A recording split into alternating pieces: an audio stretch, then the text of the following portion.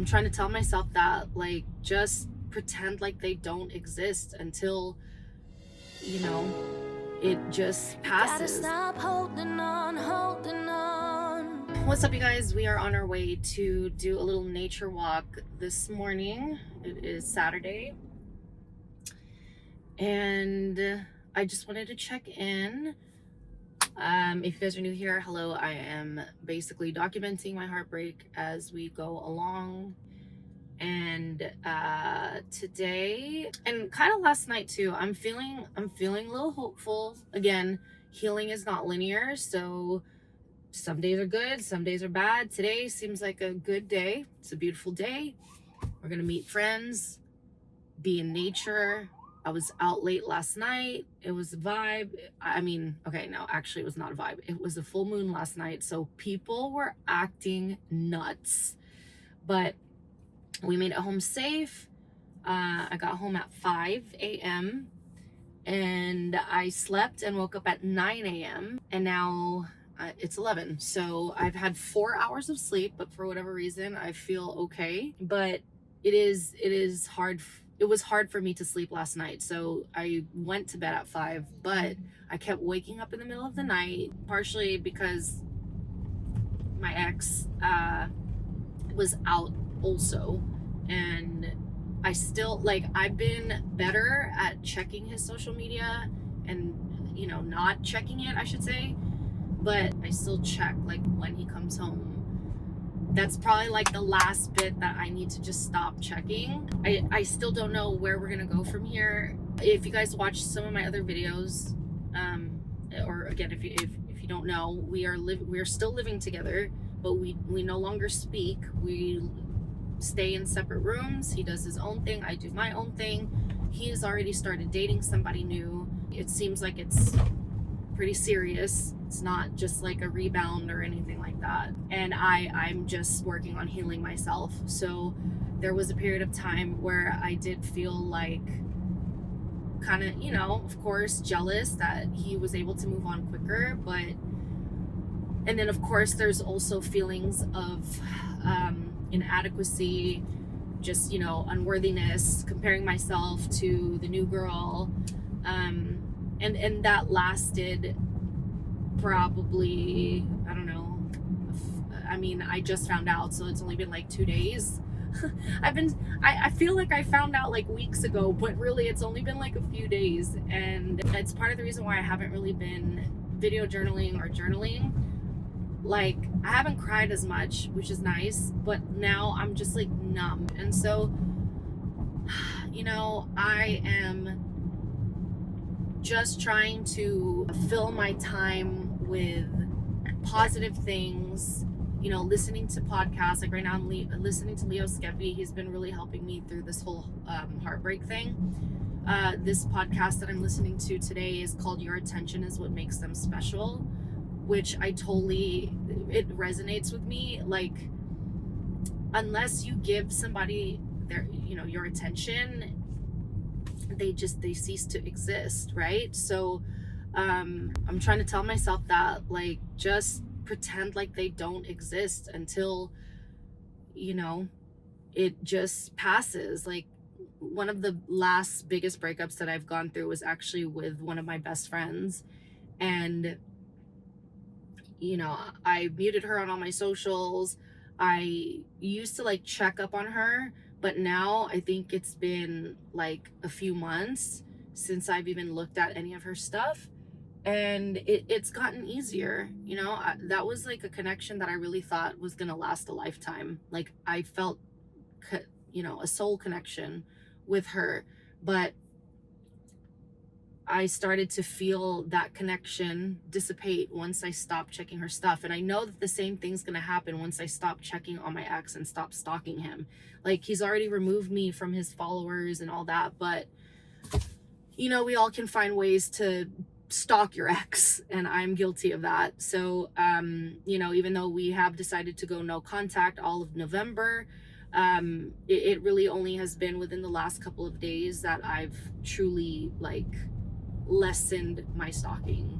Still there, I hate to say it, you know, like, I've gone like a few days and then I would check, and like it's becoming more and more spaced out, I guess. Like I can go for longer periods of time without stalking him, and I have to remind myself that like your inner child is looking for validation and proof of its feelings of unworthiness. So checking the stories, checking social media is all just to validate your inner child, and you have to parent your inner child to be like, you don't need that. You don't need that validation. You need to focus on what will actually validate feelings that you want to have. No one wants to feel unworthy. No one wants to feel insecure or, inadequate. So focus on the parts of you that, let's just say you pretend, okay, I looked at it and you saw the worst. Like he's now posting, him and the new girl, right? Because that's really, I think that's what I'm looking for. I'm trying to gauge the seriousness of this new relationship by, seeing if he's actually posting her, but like what good is that gonna do? It's not going to serve my life knowing that, like, he's not coming back. So what's the difference if he's posting her or not posting her, if he's serious or unserious? Like that's no longer my concern. And so when I think about that, like I question myself, why do I want to see that? What am I trying to accomplish? That there's still a chance that, like, oh, whatever. And once you start thinking of it that way, you're like, oh yeah, no, I guess it, it doesn't matter. So instead it's just like, if that's what I want, if I want somebody to like show me off, and that's what, abandonment issue or whatever that is coming up for me when I'm looking at my exes to see if he's posting her, it's just showing that like I eventually would want to be with somebody who is open to sharing me on their social media, or just, someone that's proud of me, I guess. And in order for that to happen, I have to be proud of me.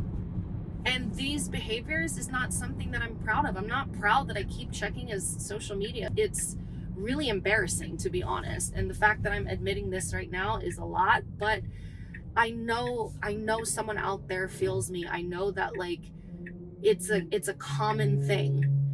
And I'm trying to break that bad habit because it's not serving me, and I have to be my own savior. Like, I feel like we look for these things for comfort, right? Like we're trying to still have whatever false connection with our ex because it's familiar. And I need to be that connection for myself. I can't abandon myself by letting me continue to do these things that no longer serve me. And so that's why I have been putting myself out there.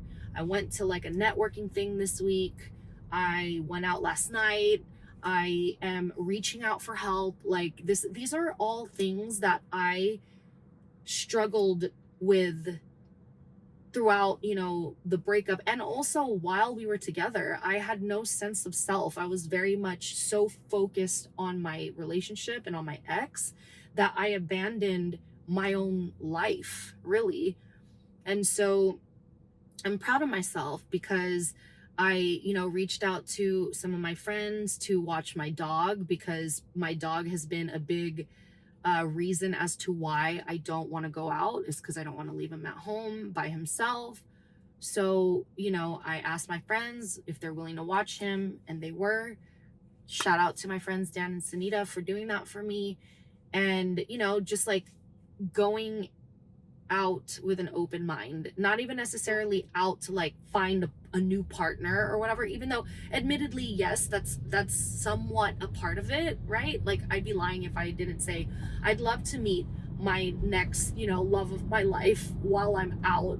That's amazing. That would be so amazing. I would not be opposed to it. But I think the focus for me more is just to give myself that chance to create a new life, to make new connections, to follow the breadcrumbs that the universe is leaving me to lead me to an entirely new life, because I have to leave my old one. I can't go back to that.